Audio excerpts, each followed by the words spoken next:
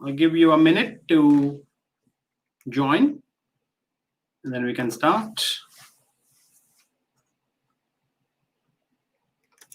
I'll give you a minute to join, then we can start.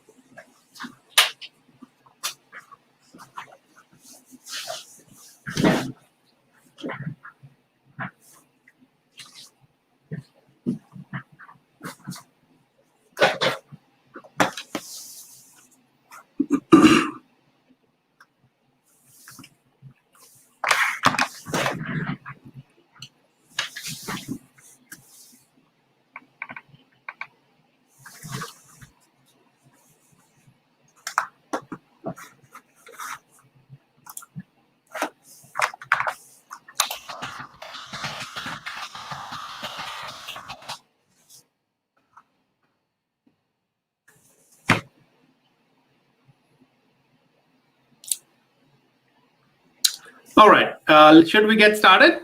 I think we have around quite a few people already online. So thank you very much for all of you who joined this session. All right. So in today's session, what I want to cover, or what I want you to work together with me, is to build a plan for your PhD. What is it that you should do if you are in year one? And I see there is a mix of students who have joined the session. Some of you are in year one, some are in year two, some are in the final year. So there is a lot of different and varied experience that we can leverage upon. And my intention behind running this session is to build a very comprehensive research plan for your PhDs. Okay, so if you know what you need to do and then you do it, you know when you can finish it. So it's something similar. You can imagine like a staircase. You are at the very bottom, which is year one. And if you can see the complete stairs from the bottom all the way till the top, that is where you want to be. You know how many steps you have to take. You know what steps need to be taken. And then you can prepare and plan for that effectively. So that is the plan behind running these 3 sessions. And at the end, I'm hoping that we get a very thorough plan. All right. Before we begin, if you look at the YouTube description, the video description in the YouTube, there are a couple of links that I have copied there. So we would be using those links today. So I would suggest, if you have not already opened them, open them now, so that when we begin, you all are ready.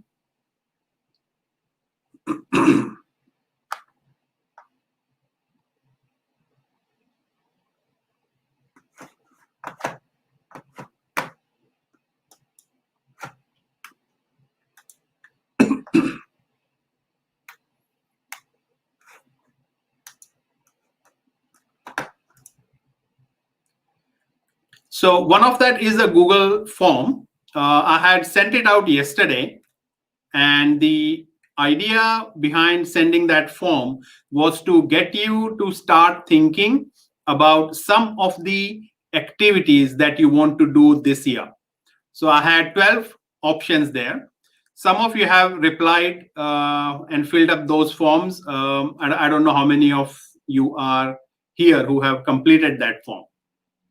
So I suggest the first task that we do today is to get that form filled. So take maybe probably 5 or 10 minutes, maybe. Just think carefully of what activities you want to achieve. One activity each month. Yeah, it's as simple as that. I have tried to do it. But don't just repeat the same activity in those 12 things. think about it, give it a careful thought, and add some at least 12 different activities. And for now, put it in the form, and we will then use all that information from all of you that you have that all of you have who have submitted and those that you have joined now, and we will come up with a very thorough plan that everyone can benefit from.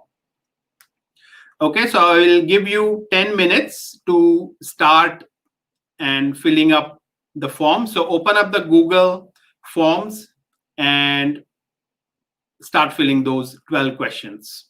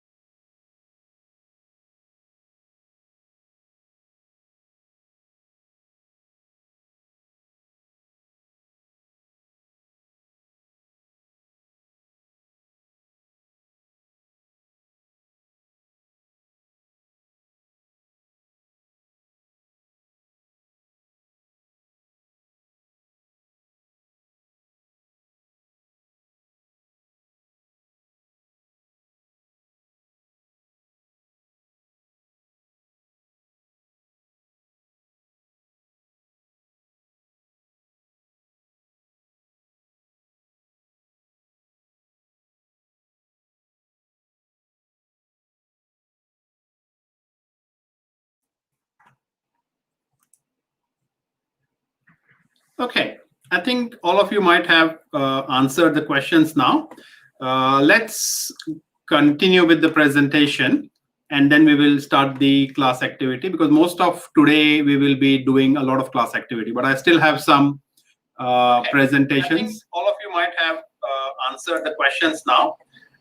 Let's continue with the presentation, and then we will start the class activity, because most of today we will be doing a lot of class activity, but I still have some presentations. All of you might have answered the questions now.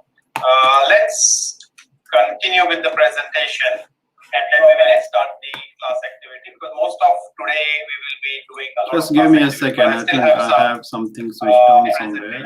All of you might have answered the questions now. Okay, sorry about that. There was one tab open with my videos. I was just hearing myself. All right, so let's start the presentation first.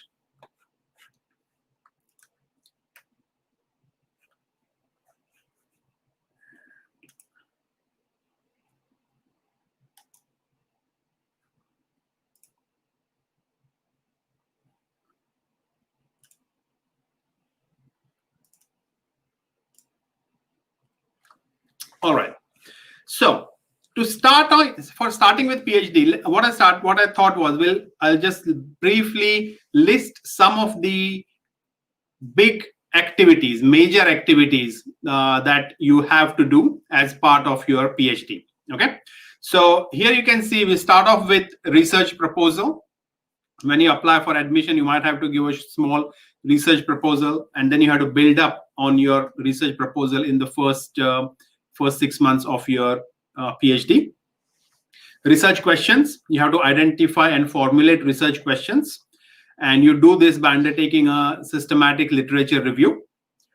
Once you have done that, once your research questions are identified and you have been your research has been approved by the university after a presentation or a proposal acceptance process, you can start with your research, conduct your research, do the data collection, theory or framework development, gather your results, or if you're doing a simulation, conduct the simulation, then write thesis and submit it. And while doing your PhD, on many occasions or in many universities, you also get the opportunity to do some teaching and research assistant activities as a job. So you have, that is also a part of your experience as a PhD, as part of the PhD program. Finally, you will have a viva or defense, depending upon which part of the world you're from. Many countries do have that. And you also will do conference, attend conferences, present your research at conferences, and also write journals. This is a very high level activities that you will do in your PhD. So what is it that you should do in year one? So we want to focus the focus of today's session is year one of your PhD. And some of the activities that you do will be, we will see what are the activities you need to do during your year one. So broadly, I break the first year of your PhD into two categories, or 2 semesters for that matter. So in the first 6 months, you should aim for 2 or 3 some large major targets, and similarly another 2 or 3 targets for the second half of the year one of your PhD. So in normal course, in the first year of your PhD, the first 6 months of your PhD, you will most likely be working on refining and finalizing your research proposal and identifying and finalizing your research questions. So in my university, we give students 6 months, if they are working on their PhD in a full-time mode, to prepare their research proposal, and they have to give a presentation to a committee, to a panel. So that is the main objective, main thing that students will do or can do in the first 6 months of their PhD. And then depending upon how well you have progressed, how well you have done your research, you may be in a phase, you may be in a situation or a place that you can actually start your actual framework, conceptual framework or theoretical framework development, or even theory building, depending upon your type of your research. So that all should begin in the second part of the year one. So these 2 or 3 activities that we have that I have suggested here, 2 or 3 targets, it is a good idea to break them down into several smaller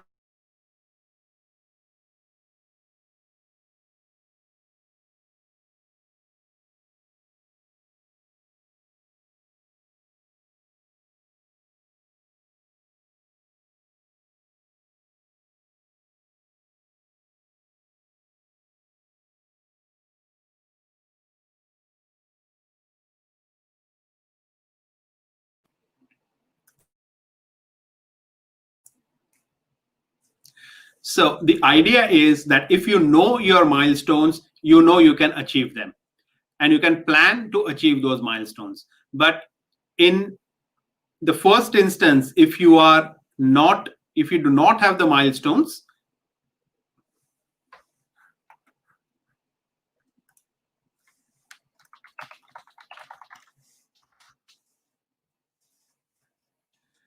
okay, so if you do not have the milestones, you will be just progressing without any plan. So we need these milestones to be there. So this was the first class activity which I had planned, which was to ask you all to fill up the Google Forms document. So you all have done that, so that is good. Okay, so the next thing is I wanted you to open this common shared spreadsheet. So if we all can go to this shared spreadsheet by clicking that link, which is there in the YouTube description. I can see there are 12 people there at the moment, 17, sorry, 17 now.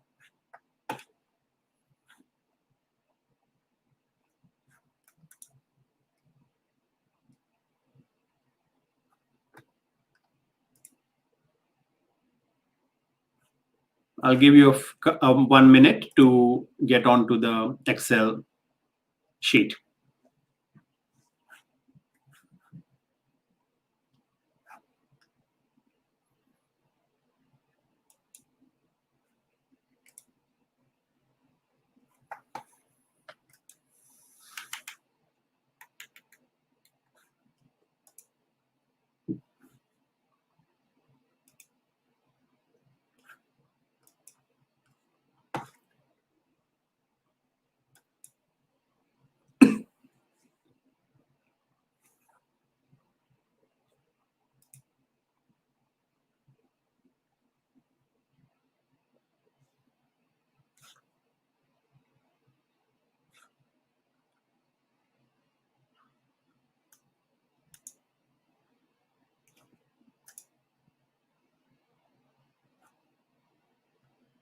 Okay, so I can see there are around 20 plus people now on the Excel sheet.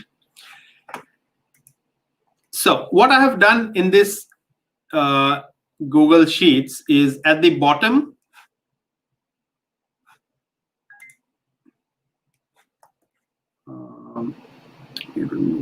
this share screen.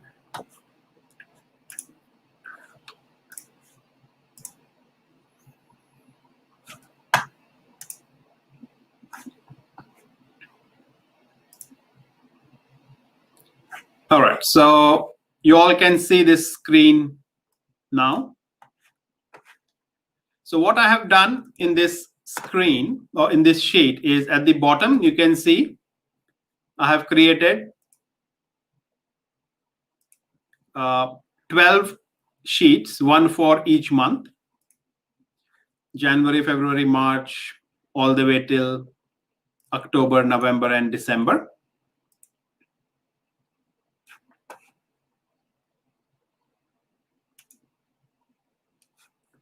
And I will now open and share with you the other form that you all filled just now, so we can have a look at some of those.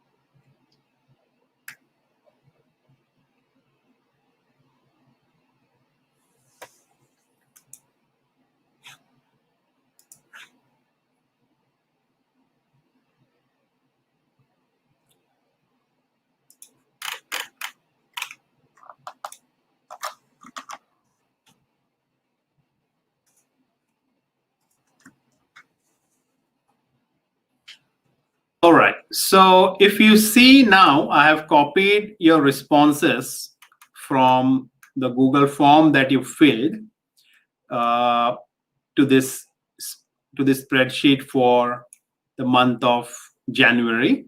So this is what some of you suggested, what you want to do. So continue research work for my PhD for SCI journal.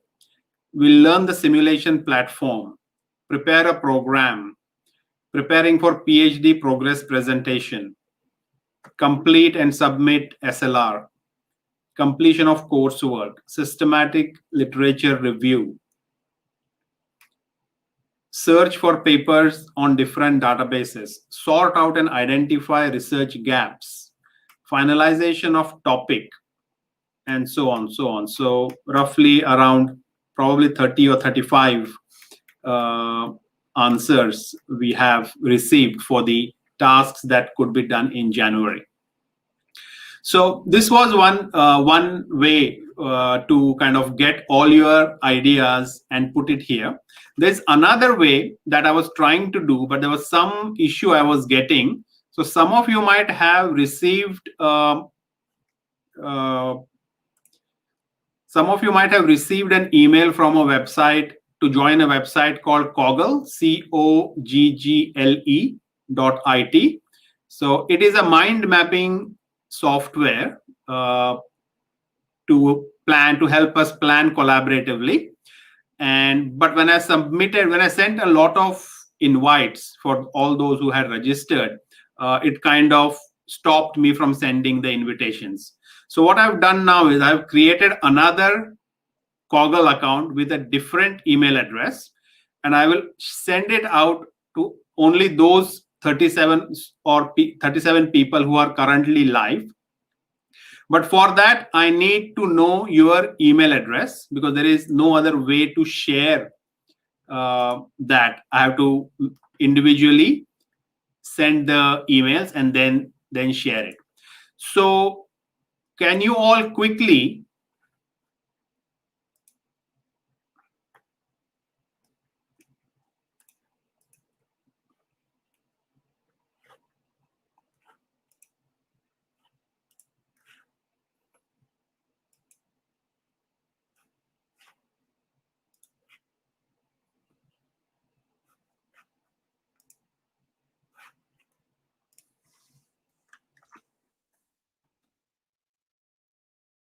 Can you all quickly just fill up this form? In this form, I just need your email address, and there is a question below it. No need to answer that. Just fill up your email address and then submit. So I'll get the email addresses and I will send you the invite right now.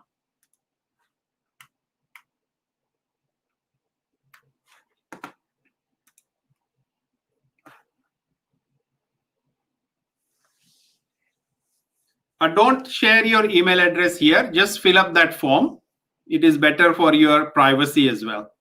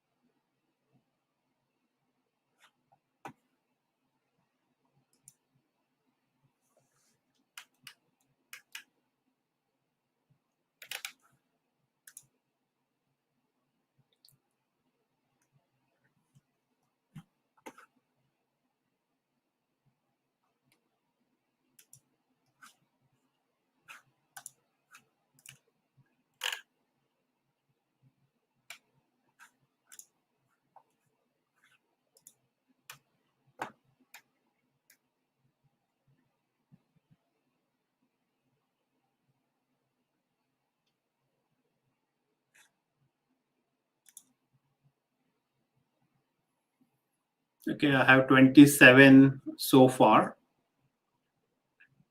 I'll wait for another minute and then send out all the invites.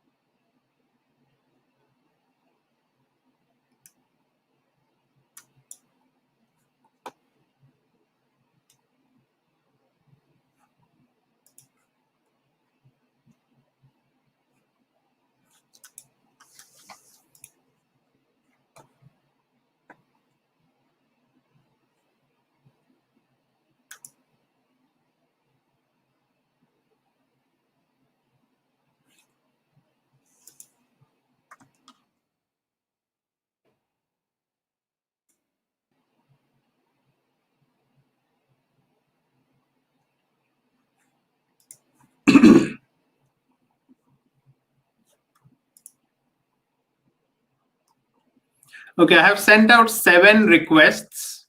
Could you please check your email address, check your email, and kindly accept that. Once you're done that, I can invite some more.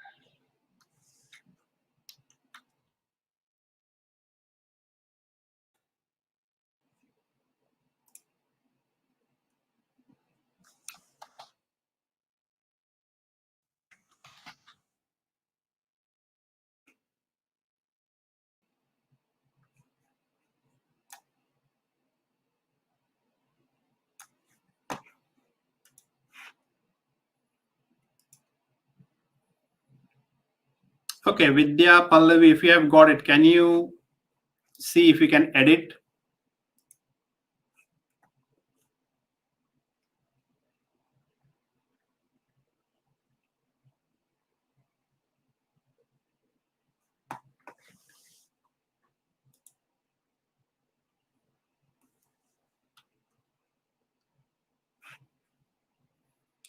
Yes, Kavita, that's right. You need to log in so that we can collectively make this plan.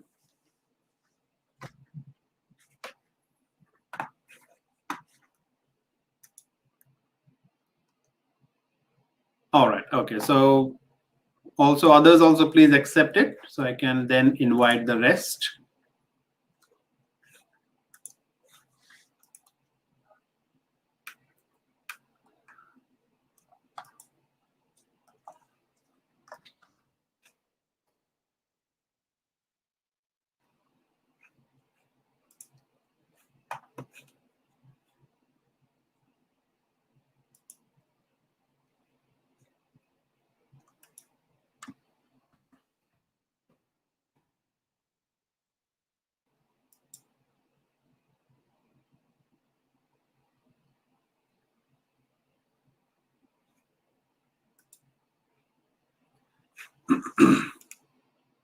So those who have already got the access, maybe you can start putting some of the research topics that you had listed in January, February, in that order in the plan. I'll create the month-wise.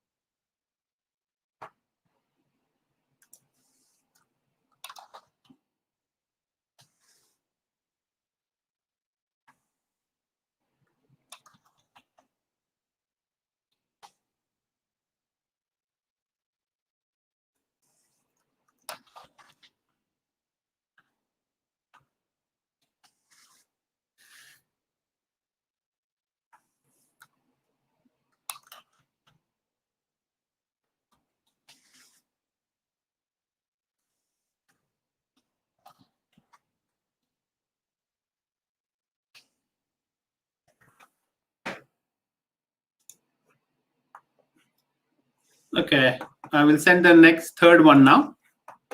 Third list, third group.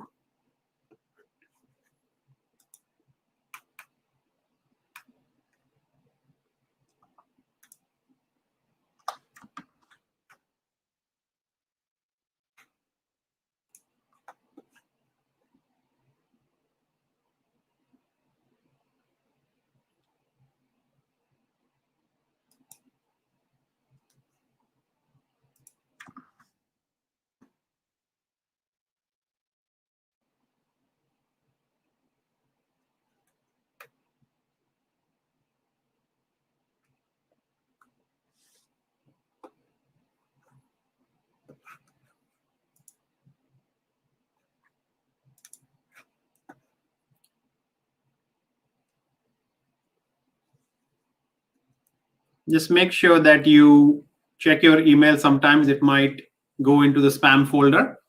So please check the spam folder. Also, if you're using Gmail, check the promotions tab. Sometimes the emails can go there. And you need to create an account, log in. And once you log in, you can see all the others who are now sharing the information there.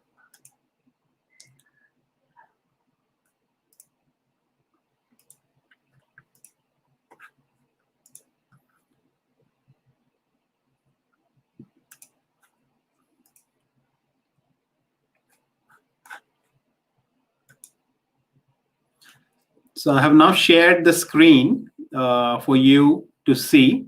So some of them, some of you are still yet to receive the link, the invite. So just give me a few more minutes. But those that have received the invite, can you please register quickly? Because only once you register, I can add some more invitations.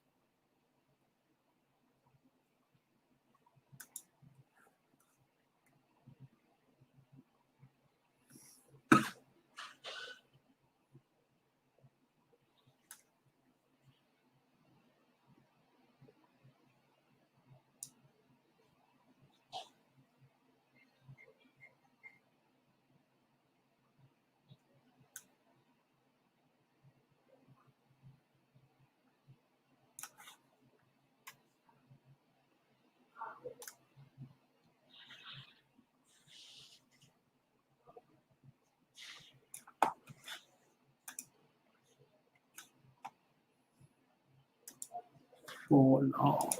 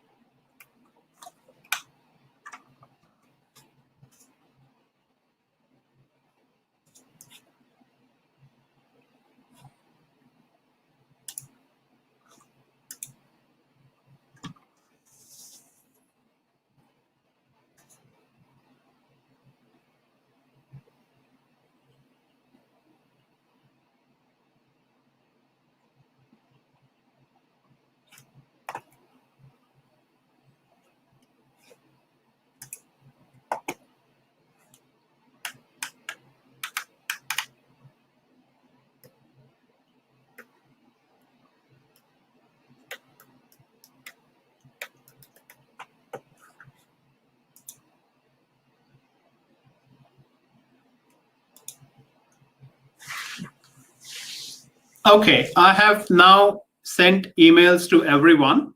If you have not received it in the next 2 or 3 minutes, please let me know.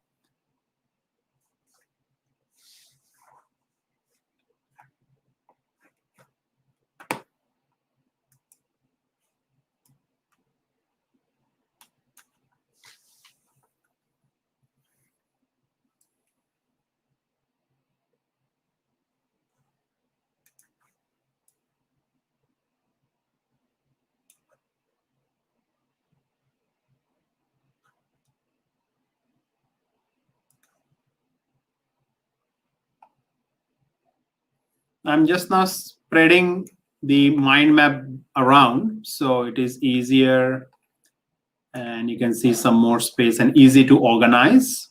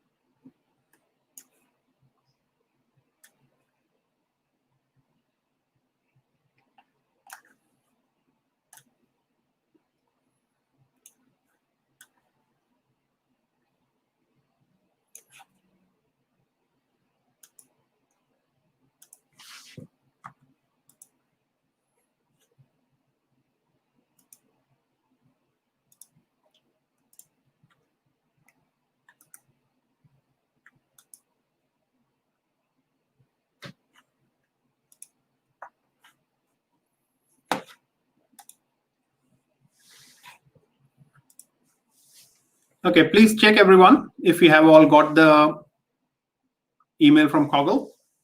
If yes, then we can go ahead.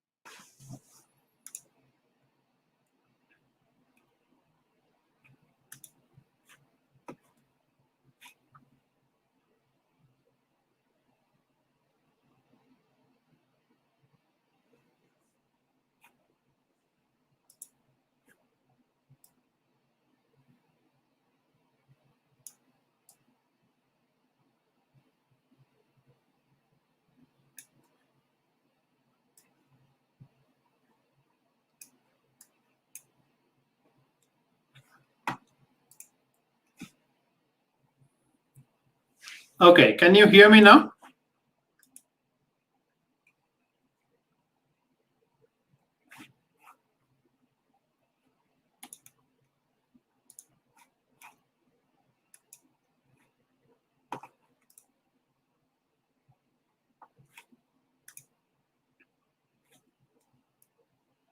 Yeah. All right. Okay. So I think what we may need to do is, this is getting too complex than what I expected when designing this. So what I will do now is, let me finish the presentation that I have made for today, and then we will probably, if one of you or two of you can volunteer for now and just organize the mind map a bit properly, because it is currently quite jumbled up.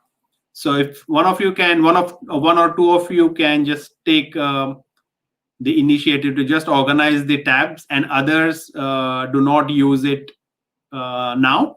So just at least organize it from in the, like, from January, February, March. Just put it in the right order, and then once we have done that, we can continue editing that. So if I can get two volunteers who would want to do that, could you just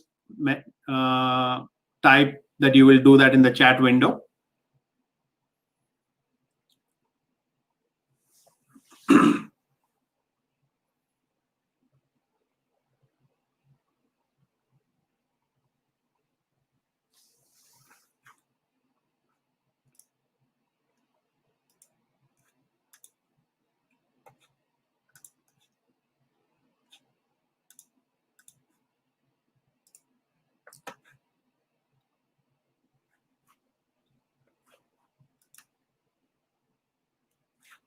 Okay, can I have anyone interested in doing, or otherwise I can do it later after we finish the session?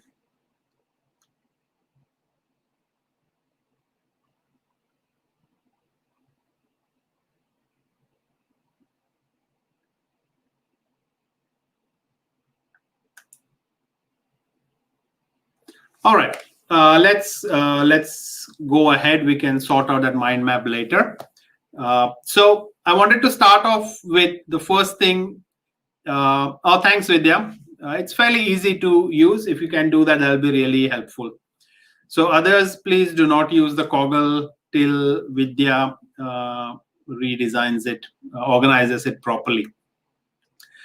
Okay, so first thing I wanted to start off with is to list different softwares and apps that you can use during your PhD. So some of you might already be using these. Some of you may be new to this. So let's see the list that I have compiled here.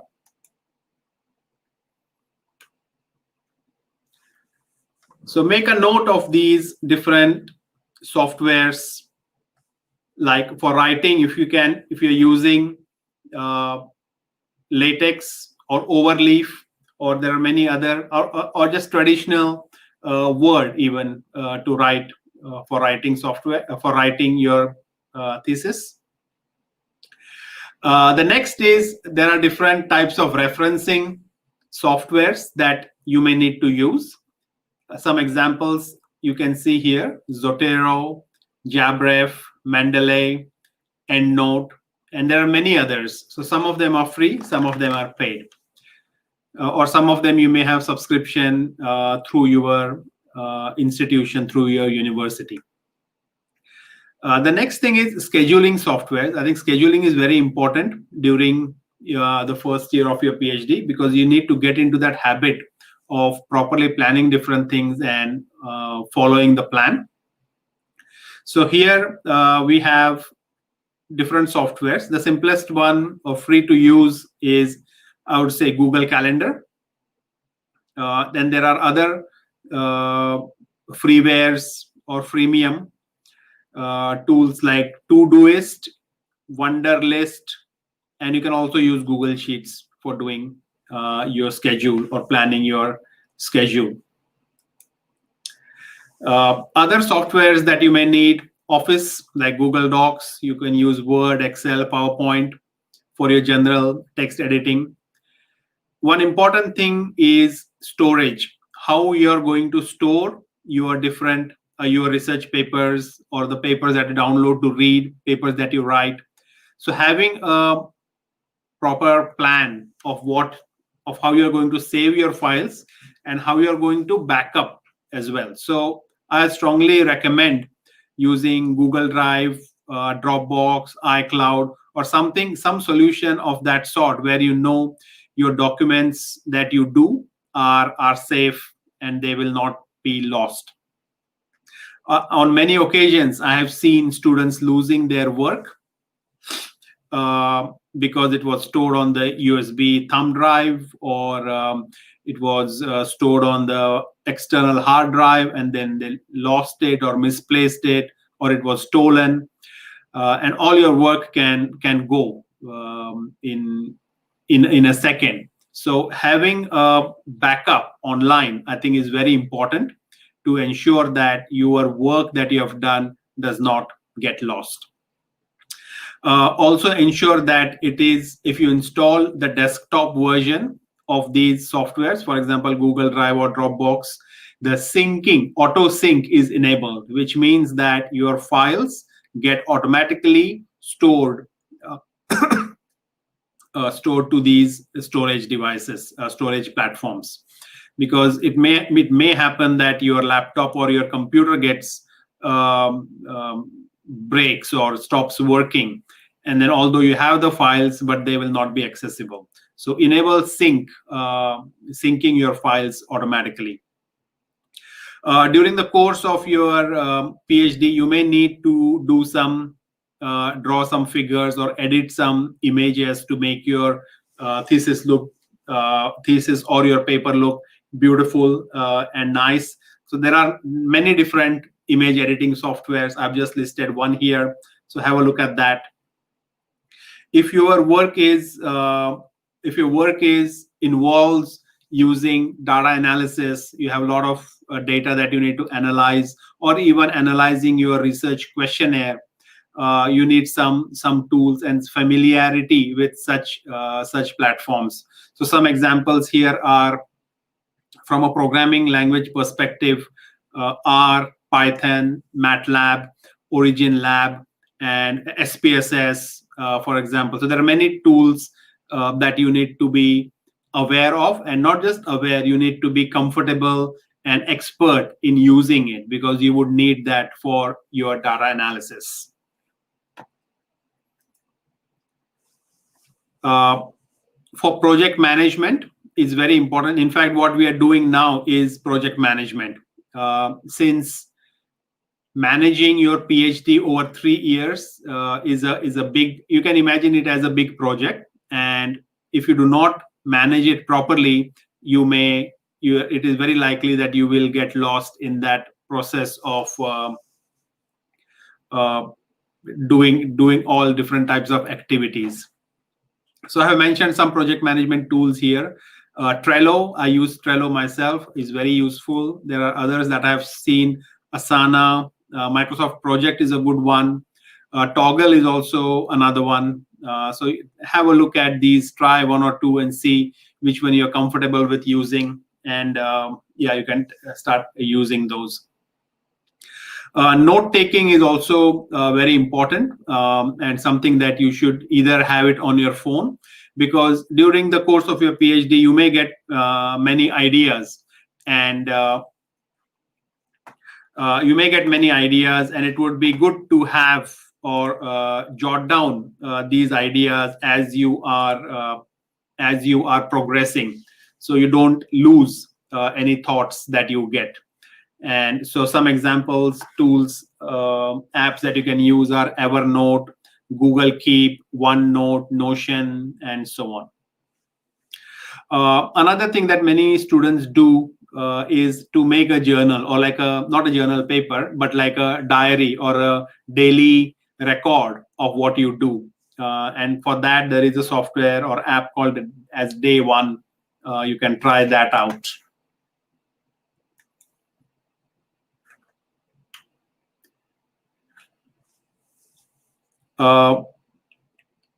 There is another concept called as the Pomodoro timers. So this is, I will not go into the details of that, but basically it tells you, it is a way to kind of focus your attention and decide on a task that you want to do in a specific amount of time, and you start that timer. So you can see the timer running, and you are working on that particular activity. It may be reading a research paper. You start a timer and start reading, or it could be writing something, and then you start that and you start writing. So it's a very good tool to kind of focus and avoid distractions. For task management, there is an app called Things3. If you want to use a stopwatch, to similar like timers, you can use Toggle. And there is, for thesis writing, there is a web platform called as Scrivener. So do check that out as well. And the list keeps on going. So you can see how many different types of apps and platforms you would need to use. If you want to bookmark some websites that you read, Instapaper is a good one. It can be installed on the phone. And you can easily, if you're browsing a website or browsing a YouTube video, you can just share it, and Instapaper comes up as one of the sharing option, and you can just select Instapaper, and then that link gets stored right away. Mind mapping tools, I used to use Mind Map quite a lot before, but it does not have the collaborative feature like Coggle. So I found Coggle as an option for us to work with. For plagiarism detection, you would need to use Turnitin, or any other software, any other plagiarism detection platform. For English, Grammarly is a good option to see, to find out your grammatical mistakes, grammatical errors, or even improve your writing skills. So some of these are free, some of them are not free. You may have to buy a subscription for that. If you are in the networking space, simulation software like NS2 or NS3, or I don't know the latest version of network simulator that is out there. But yeah, those could be another other apps that you should keep an eye on as well. The other thing, other than the apps, is I found a number of extensions that you can use if you're using Chrome. These are some of the extensions that I would recommend you start using. For example, Momentum is like a dashboard. Makes your Chrome tab into a dashboard and shows you some information that you want, like your to-do lists or motivational thoughts or things like that. So it is configurable, depends on what all information you want to show on the dashboard. Tab groups is another very useful app extension that I think, especially if you have a lot of tabs that you use during the when you're browsing.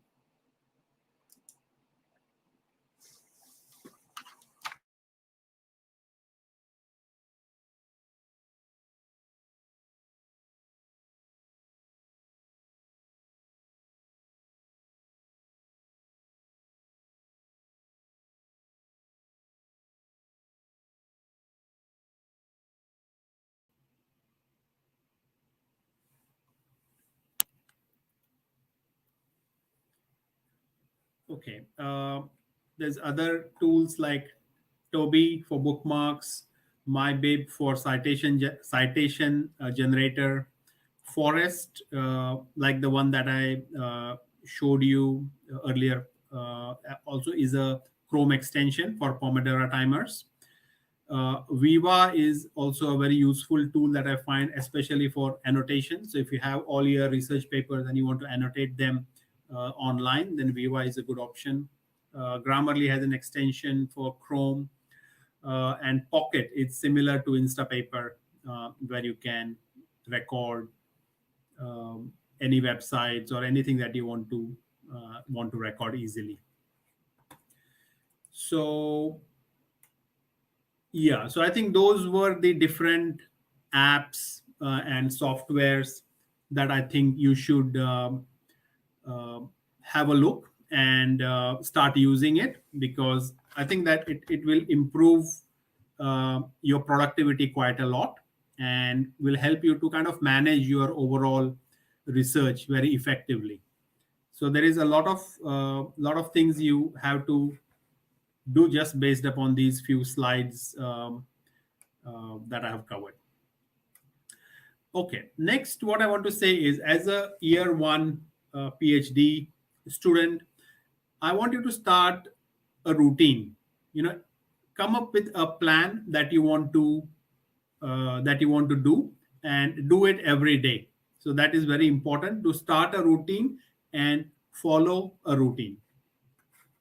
So this way you can ensure that you have everything planned for the day in advance. So you don't have to, so when you go to your office or your PhD space, you don't have to think, what is it that I'm going to do now? Because it should be planned, and the plan that we are going to design will kind of help you in that as well. We will come up with a kind of a very generic plan, I would say, but then you all can customize it to your needs. So another thing that you should do, I guess, in your first year is socialize and make some new friends in the university. I have seen many students, especially in Australia, because a lot of PhD students who come here come from another country, and so they are new here. They do not have many friends, so they are kind of feel a bit lonely or isolated. So I always recommend my students to kind of go to events and make some new friends in a new city. And it might even be for you if you are doing a PhD in a different city from where you are currently staying. So you might be experiencing the same situation.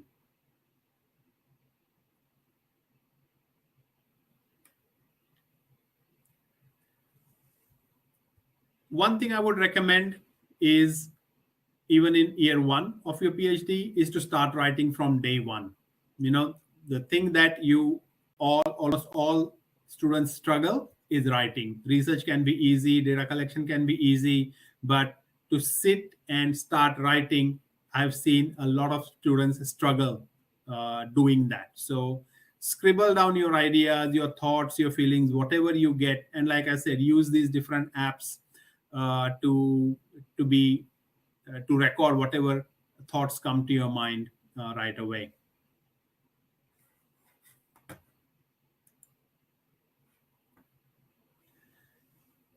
You should also start actively working on your systematic literature review paper in the first, if not a systematic literature review paper, but to start doing your systematic literature review in the first 6 months of your PhD program. It is very important because it doing a systematic review will help you to uh, plan your research questions more correctly and thoroughly, and you will be confident that you have got the right, you have studied enough, you have screened the all the relevant research that relates to your field, and you have not missed out on anything. So keep that in mind. Also, another thing I suggest is look for Google Scholar alerts. And if you are doing your systematic literature review, and you have identified specific keywords or key strings, search strings, use that in Google Scholar and create alerts or reminders for you. So anytime, at any particular time, a new paper comes in which fits that criteria, you will have your research, you will get a notification.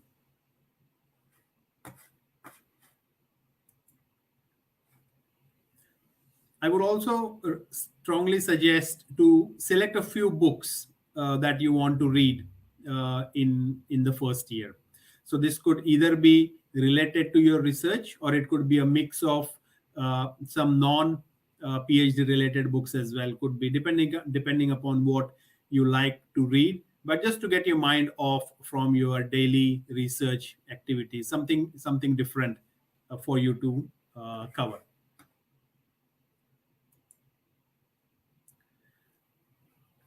You also need to stay organized, plan your activities in advance, plan your goals, and make sure that you know what exactly you are going to do every day, every each day, or even a particular hour of that particular day. So I will talk a bit about that later on how you can organize these things. Supervision. This is, I guess, when you are doing a PhD in a full time mode, you will probably be interacting quite a lot with your main supervisor or and your co-supervisor, or primary supervisor and co-supervisor.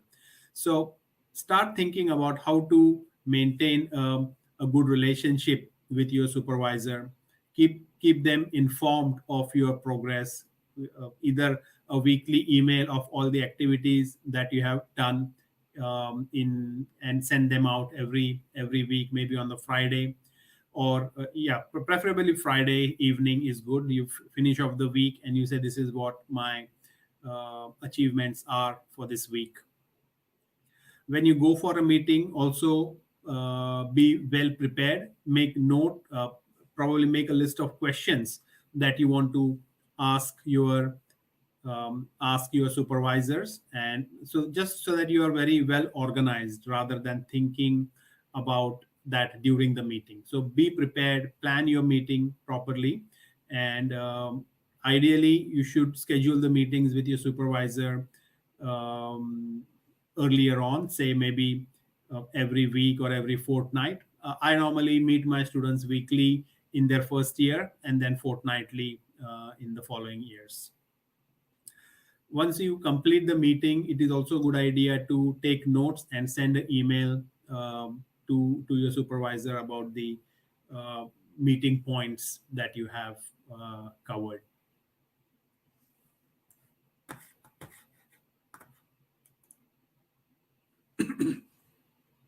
Another thing that you can do in the first 6 months of your PhD is to take some online courses, either free or paid, doesn't matter, but learn some things new, some new things, those that you think will be helpful to you in your PhD going forward.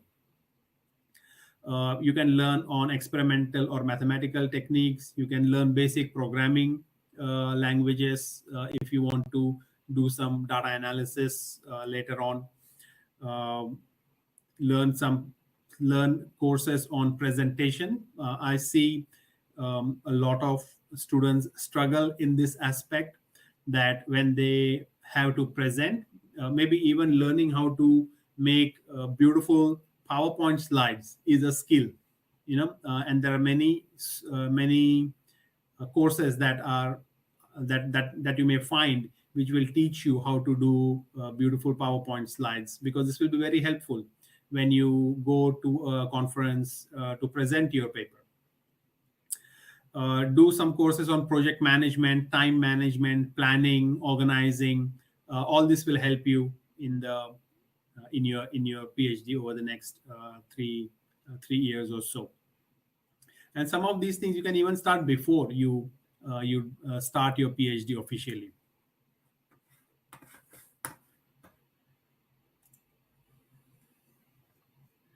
To keep yourself involved and engaged, it is also a good idea to attend a lot of events that are happening around you in the city, or maybe in the current scenario, online events that may be happening. So try to slot some time to attend some events, workshops, join summer schools, attend conferences, participate in networking events. So keep yourself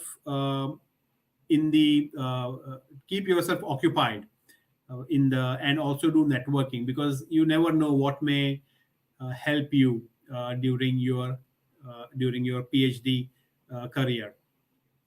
So I strongly recommend attending getting onto networking events, because you need to meet more and more people, especially if your research involves data collection or interviews.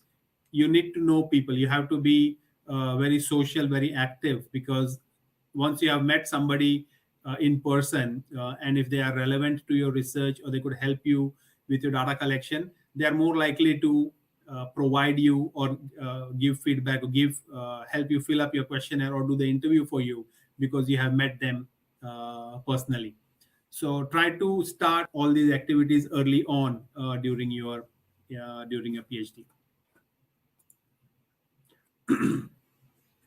Another thing that you can do is to start thinking about yourself as a brand, and do some personal branding activities from year one all the way to till year three. One thing you could start off is build a LinkedIn profile. Not sure how many of you have a LinkedIn profile, but if you do not, then I think you should do that. Do that as one of the tasks, because you need to be in the professional community, because as you are there, you there may be opportunities that you can get which otherwise you may not. You could also start a blog and share your ideas about your research. Or if you are interested, you can also begin a YouTube channel, or be active on any other social media. But try to be there and share some of the research that you are doing from year one. And you never know who may read it and find it useful, or you may find a collaborator because of that, and you may benefit that way.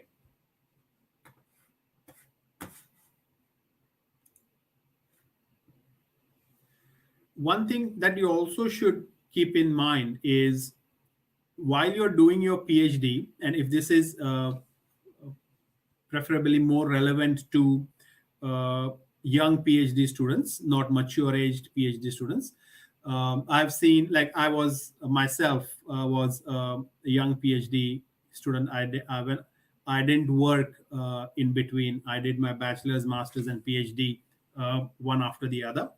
So for me, those 3 years of my PhD were actually planning for what I would do after my PhD. So during those 3 years, you are doing your PhD, that's right, but you also have to think about once you graduate from your complete your PhD, what is how well placed you are for the next phase of your life.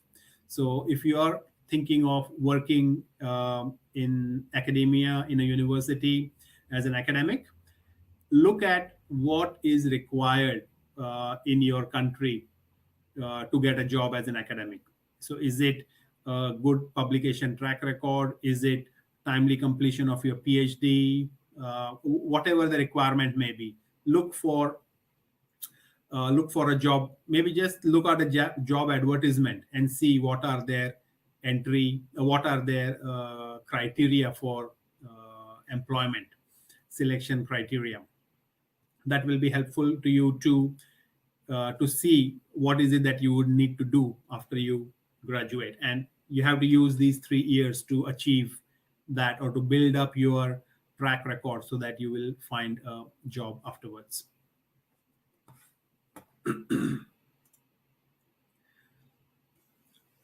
You also need to be confident about the work that you do. I have seen on many occasions students are not really very confident, although they are right, but they don't have that confidence to confidence about the work, or about the research that they are doing.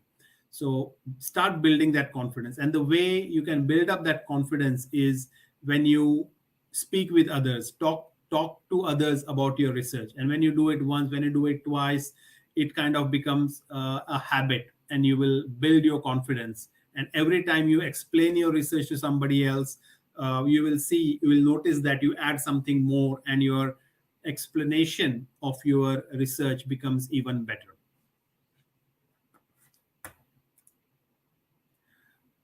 Don't be afraid to ask for help, and it is ideally a good practice to talk to senior researchers, maybe those who are in the second year or third year of their PhD at your university, and learn from their experience. See what they suggest. If there is any tips that they can give you, uh, be always be open to uh, suggestions and absorb everything that people that students that your seniors are telling you.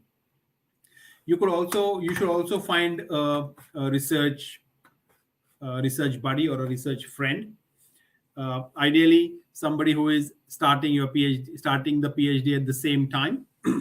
That way you are both in the same level and the same stage of your PhD progress, and then you have somebody to talk to.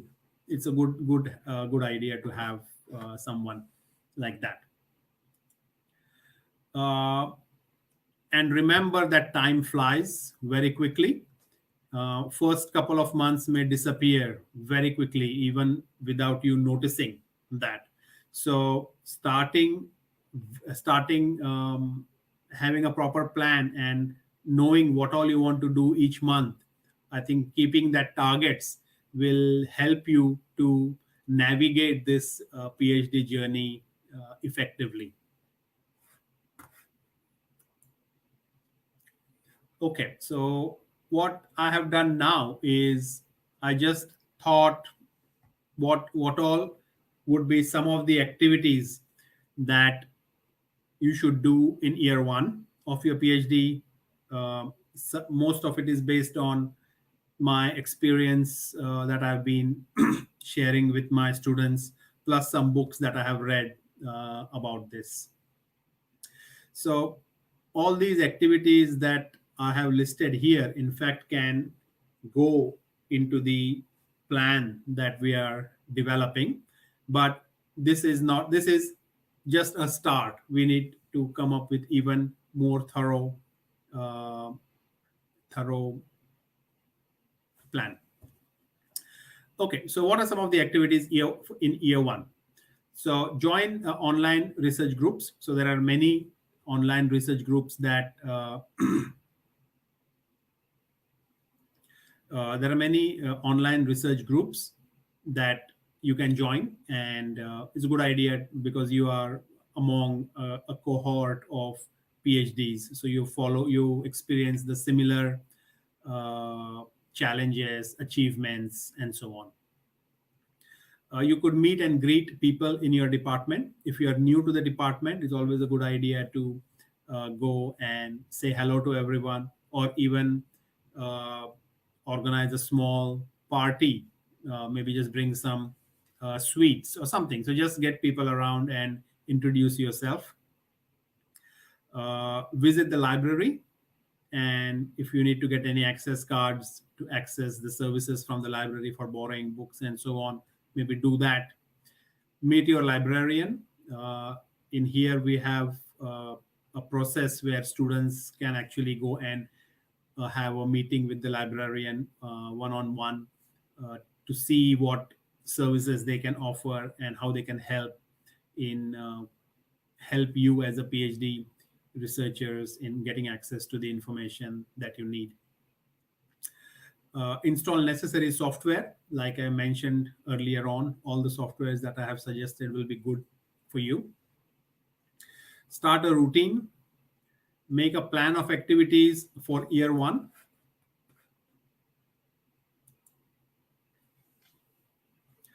Uh, sort out all your admission paperwork. If there is any that needs to be done, do that. If you are new, if you are in a new city or new college or university, settle in, learn a bit, learn something, learn a bit about the college, the university, and so on. Explore the city. If you are new there, keep some time for keep some time to go and look around the new city. Uh, Find a meeting template to use with your supervisor. So if you have not, there may be a lot available online that you can use, but I also have some. If you want a copy of the template, just send me an email at contact@vidypotdar.com. I'll send you a template. Start a research journal or diary, like I mentioned. Make notes, because these notes can be really helpful later down the track. Keep a record of all your tasks or activities that you're doing, and wherever you see an underline here, that refers to finding a relevant template that you can use for this. uh, you can also start an experiment log or a diary. So if your research involves experiments in a lab and you have to take notes, then it's good to have a physical diary as well. I've seen a lot of students in physical sciences do have that. Create a data storage and backup plan. I mentioned earlier on that you need to safeguard your files very properly, because you don't want all your hard work lost because of a lost hard drive or a broken computer. Plan your day. So kind of break down your day into work related to your PhD, and travel, relax, give some time for relaxing. Travel as in from your office, from the university to home and back. Also give some time to do exercise, because you need a healthy body and a fresh mind to be most productive in your research in your PhD. Plan some time for your hobbies and leisure activities.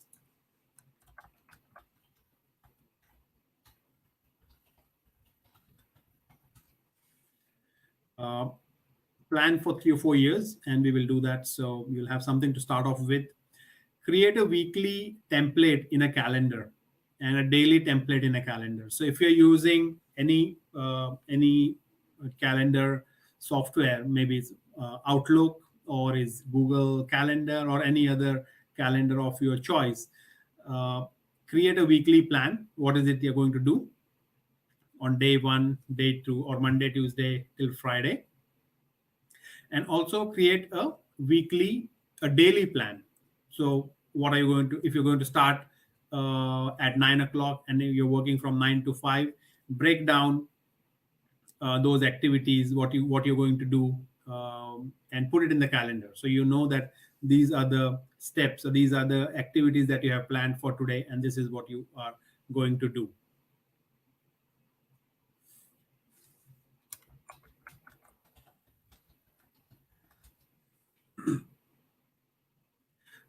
Create yeah, and another thing is, do not fill up your calendar, the daily calendar, from 9 to 5. Just plan, say, 70 or 75% of your time, because sometimes the activities that you have planned may take longer than you expect, and then you would need to have that buffer to complete the tasks. So these two are, I think, very important activities. If you are required to undertake any coursework during your PhD then probably it is the first semester that you would be doing. I mean, that is what normally happens here in my university. If the students are required to undertake coursework on research, mostly it is research methodology related units that you have to take, and that can be done in the first semester of your enrollment. You should start your systematic literature review during the first semester of your, or the first 6 months of your PhD. Ideally, you can also attend candidacy or PhD proposal talks, so where other PhD students are presenting their proposal to a panel.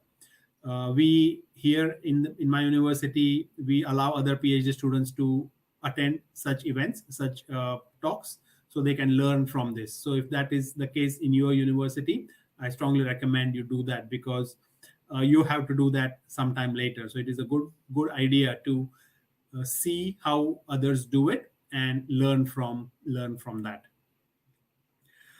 You could also attend research seminars if your university organizes research seminars which are delivered by professors or experts. Then it is always good to go and listen to them, and also network and talk to them afterwards. In the first 6 months, I would say you should also finalize your PhD research proposal, and you may have to do a presentation for that as well.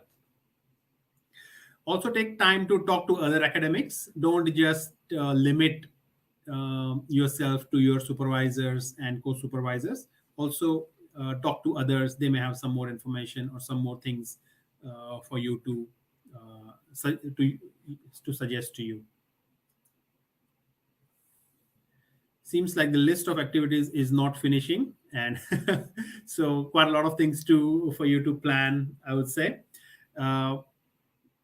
You could also convert your proposal to a literature review paper and submit it for review. And I normally get my students to do that after their PhD proposal PhD proposal presentation is complete. So after 6 months, the first major target is to publish a thorough systematic literature review paper. If times are good, you can also participate in research PhD research conference, and that is PhD research conference, or we call it as a PhD colloquium, and that is where we get PhD students to present either their proposals or any progress that they have made. So it is only the PhD students who are presenting at such a conference or such an event. So you could do that, or you could present your proposal as a poster at some conference and get feedback from other researchers in that area. Plan your data collection, simulation, or experimentation in advance. And if you need to do anything, prepare anything, contact anyone, set up some software or a questionnaire online, start doing that. Get yourself familiar with those kinds of apps as well. Complete your annual progress report. This is what is required at my university. The student has to give an annual report of what they have done, and aim to have at least one good paper accepted or published in the first year of your PhD. So that would become one of your very good outcome. You could also aim to finalize your methodology, because if you have your methodology finalized, you can start preparing for any other activities that you need to go along with the methodology. Make a work plan or a work breakdown structure of all the different activities that you want to do during this year, in the year 1, year 2, and year 3. If you are planning any research exchange activities, that is going to spend, say, 6 months at some other university, then you can also start contacting potential other universities or professors at other universities where you want to go and spend time. So all these are some activities that you should plan, you should do, and each of these activities kind of will take fair bit of time to do. So time management becomes very important in this case. So I found this one a plan from this website here, ntnu.no. I think it is some university in Norway, maybe. NO is Norway, probably. I'm not sure. Yeah, so here they have done a very high level plan of activities for your research. Three or four things here. What you can see, what is quite outstanding for me here is their focus on publications here. So you can see conference article 1, journal article 1, literature study article 2, journal article 2, conference article, journal article, and so on. And I feel that these are different contributions of your research. Okay, Ambili, you mentioned research grants. Yes, I think if you can apply research grants in the first year, definitely do so. I think for applying research grants, you need to have a bit of track record, first of all.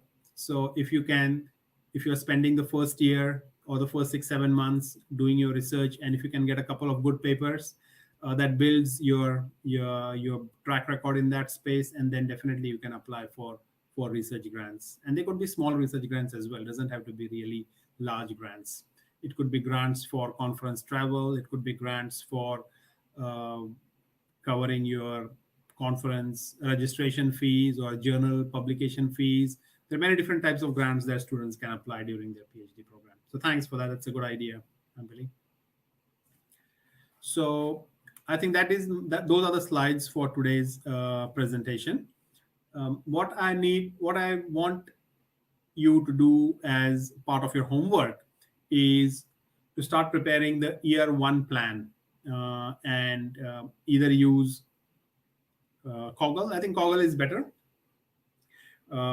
Make yourself familiar with Coggle a bit more, and then start putting these different activities that you are wanting to for your plan.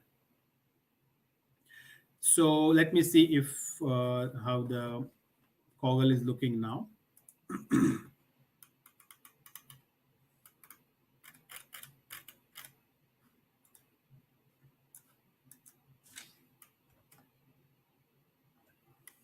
Okay, let me share the Coggle screen now. Wait a minute. Stop sharing.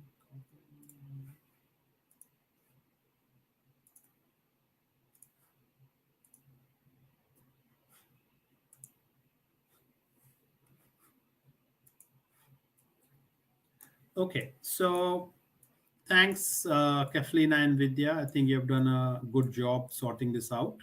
It is much more easier to navigate now. So what I would say is, where is January?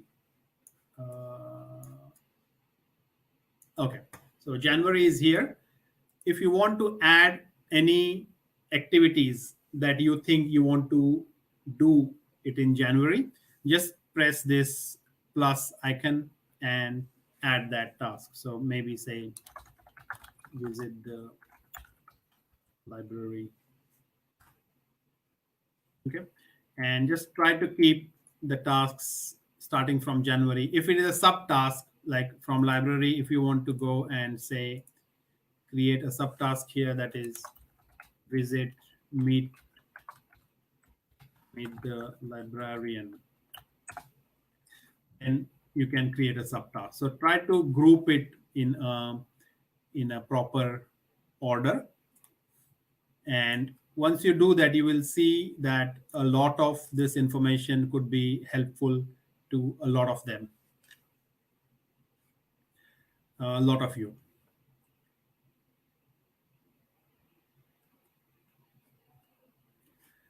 Okay.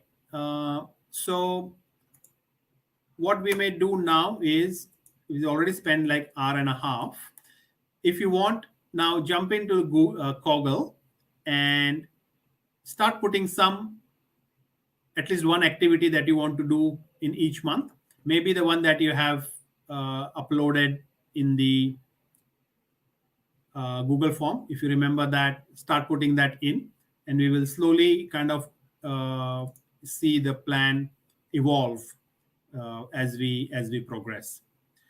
Now, for those who have not yet received the email from Koggle, could you please let me know, and I'll try to send the invite again.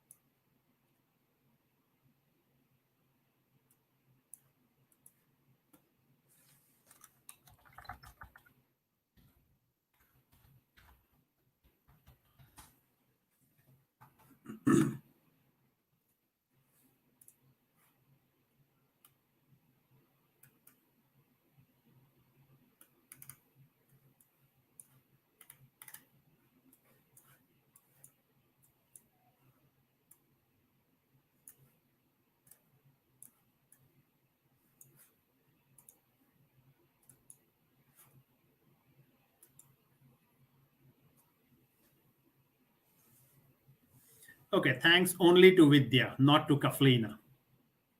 Looks like only Vidya completely edited the whole of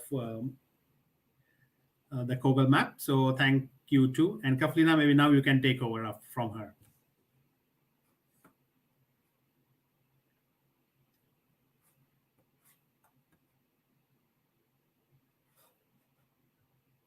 So has everyone got access to Kogel? Please let me know, because I would want you to work on that this week so that we have a thorough plan ready as we move forward.